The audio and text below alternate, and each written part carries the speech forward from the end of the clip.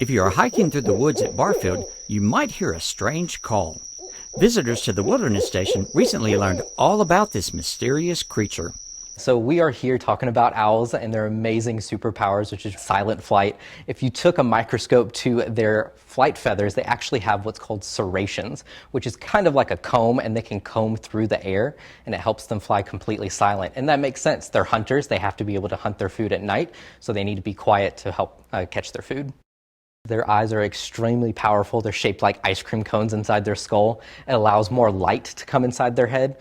They have more rods, which means that their world is about 2.5 times brighter, so it helps them see in complete darkness. So what you might be able to see when he is blinking there is like a slight grayish diagonal line that comes down. That's actually a nictitating membrane. It's basically a second or third eyelid. So he's able to retract and close that eyelid on its own to help protect his eyes while he's flying or while he's eating. Another cool fact about owls is that great horned owl, that biggest owl we have in Tennessee, they have such good hearing. They can hear a mouse heartbeat about 100 feet away. But you don't have to search the woods for owls. The Wilderness Station has a resident screech owl you can see up close. So this is Huckleberry, our eastern screech owl. He's one of the many different types of owls we have in the world. And out of Tennessee, we only have about 4 owls that you can see here in Middle Tennessee. So eastern screech owls being one of them. We have the barred owl with those black stripes, the great horned owl, that biggest owl that we have in Tennessee, and then we also have the beautiful barn owl with that heart-shaped face. Screech owls are the second smallest owl that we have in Tennessee, second from the northern saw-whet. You won't be able to see those here. What's really cool about Huckleberry, believe it or not, he only weighs about 5 ounces. So if we were to think about it, if we took all the feathers off of Huckleberry, his feathers would weigh more than he actually does.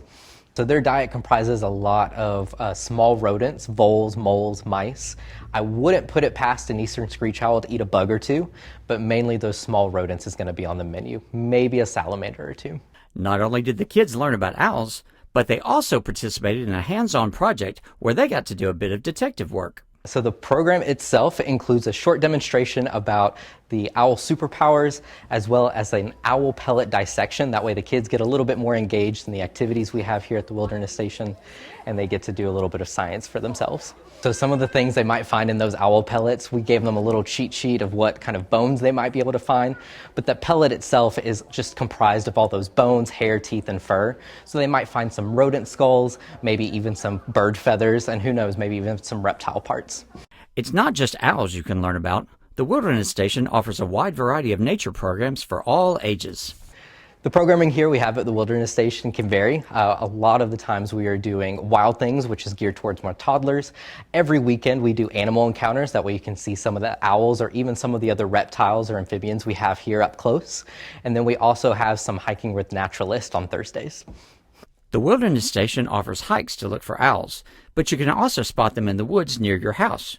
Charles tells us the best places to look for owls. So if you were trying to look for owls yourselves, obviously being at night, usually towards dusk, that's when they're waking up since they are nocturnal.